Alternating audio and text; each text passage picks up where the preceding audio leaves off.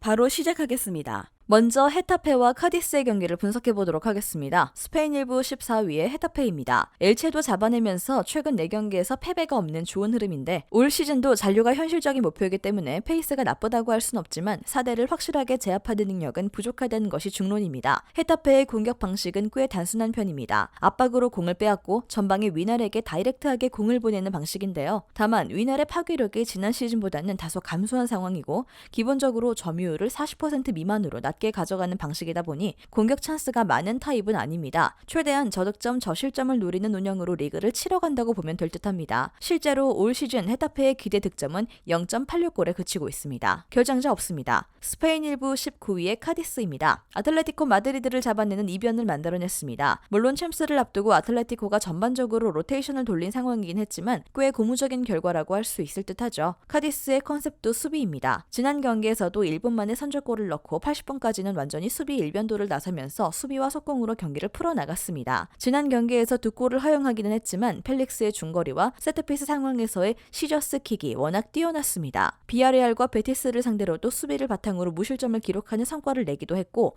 강등권 팀이지만 수비력을 무시할 만한 상대는 아닙니다. 결장자는요, 잘두라 선수가 결장할 것으로 보입니다. 두 팀이 모두 수비적인 성향으로 경기를 풀어나가고 있고 득점 기대 수치에서도 경기당 1점이 되지 않는 상황입니다. 그나마 주포의 활약이 나름 괜찮은 헤타페가 공격에서는 괜찮은 모습을 보일 수 있겠지만 다득점 상황으로 이어질 가능성은 높지 않습니다. 서로의 체력이 떨어지는 후반에 승부를 걸면서 한 골 싸움으로 이어질 가능성이 높아 보이고요. 헤타페의 승리를 예상합니다. 다음은 살레르니타나와 크레모네스의 경기를 분석해보도록 하겠습니다. 이탈리아 1부 12회 살레르니타나입니다. 라치오까지 잡아내면서 상승세를 탔습니다. 물론 라치오가 유럽 대항전을 위해 로테이션을 대거 가동한 상태이긴 했으나 상위 전력을 상대로도 승리를 거두었다는 점은 고무적인 성과입니다. 일단 미드필더 싸움에서 강점을 가지고 있고 최대한 중앙에 많은 선수를 배치하면서 상대와의 중앙 숫자 싸움에서 밀리려고 하지 않는 모습입니다. 다만 이것이 공격적인 흐름으로 이어지지 않는 편인데 3백을 바탕으로 중원이 점유율 유지보다는 1차 저지선 역할을 하는데 집중하고 있기 때문입니다. 결장자는요, 마조레 선수가 결장할 것으로 보입니다. 이탈리아 1부 19위의 그레모네세입니다. 리그에서 아직도 승리를 거두지 못하고 있습니다. 올 시즌 세리에 A로 승격한 팀이기에 하위권에 배치될 것임이 유력하긴 했지만 일부 리그 팀과의 격차를 전혀 메우지 못한 모양새입니다. 의외로 강팀들 상대로 저력을 보여준 적이 있는데 지난 우디네세와의 경기에서도 무승부를 거두었고 나폴리, 인테르, 아탈란타를 상대로도 득점을 기록하는 모습이 있었습니다. 일단 수비적으로 나서면서 상대를 끌어들인 뒤 상대의 높은 라인을 공략하는 방식은 어느 정도 효과가 있다고 할 수 있을 듯합니다.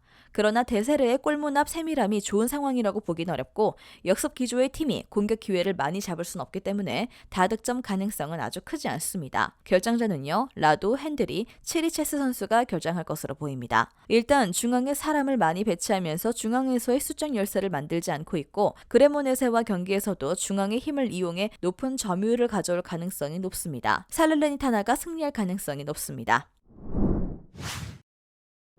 마지막으로 엠폴리와 사솔로의 경기를 분석해보도록 하겠습니다. 이탈리아 1부 14위의 엠폴리입니다. 상위 전력인 유벤투스와 아탈란타에게 패했습니다. 올 시즌 강팀에게는 맥을 못 추는 모습을 자주 보여주고 있는데 특히 실점률 제어에서 부족한 모습을 자주 보여주고 있습니다. 상위 전력을 상대로는 멀티 실점을 면하지 못하고 있고 지난 아탈란타전에서도 2골을 실점하면서 10위 이하의 팀을 상대로 멀티 실점을 면했던 경기는 토리노와의 한 경기가 유일했습니다. 토리노가 올 시즌 득점 부진으로 인해 고전하고 있는 팀임을 생각하면 자신들보다 상위 전력이라고 평가받는 팀을 상대로는 항상 실점 가능성을 꽤 높게 열어두는 편이 나을 것이죠. 결장자는요, 그라시, 이스마엘리, 아크프로, 토넬리 선수가 결장할 것으로 보입니다. 이탈리아 1부 11위의 사솔로입니다. 올 시즌 전형적인 강약 약강의 행보를 보여주고 있습니다. 최근 기록했던 3번의 패배 상대만 봐도 알 수 있는데 인테르, 아탈란타, 나폴리를 상대로 했던 경기에서 패했고 나머지 경기는 다 이겼죠. 결국 강팀들을 위협할 만한 공격력이 상당히 꺾였다는 점이 치명적입니다. 지난해 강한 공격력의 주축이었던 라스파도리와 스카마카가 모두 팀을 떠났고 유일하게 팀에 남은 베라르디도 폼이 좋은 편은 아닙니다. 공격력 부담이 없다 보니 상대가 라인을 맘껏 올릴 수 있고 공격 작업의 퀄리티가 좋은 상위권 상대로는 고전할 것이죠. 결장자는요, 데프렐 물드르 선수가 결장할 것으로 보입니다. 일단 사솔로가 아직까지는 하위권 팀을 상대로 우세한 전력과 경기력을 보여주고 있습니다. 엠폴리가 상위 전력을 상대로는 올 시즌 맥을 못 추고 있다는 점도 포인트인데요. 사솔로의 승리를 예상합니다.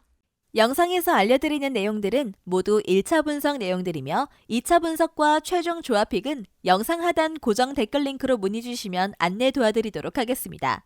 시청해주셔서 감사합니다. 아직도 혼자 분석하고 계신가요? 이슬TV 스포츠 정보방에서는 실시간 스포츠 커넥션을 통한 소통하는 관리 시스템으로 확실한 수익을 전해드리고 있습니다.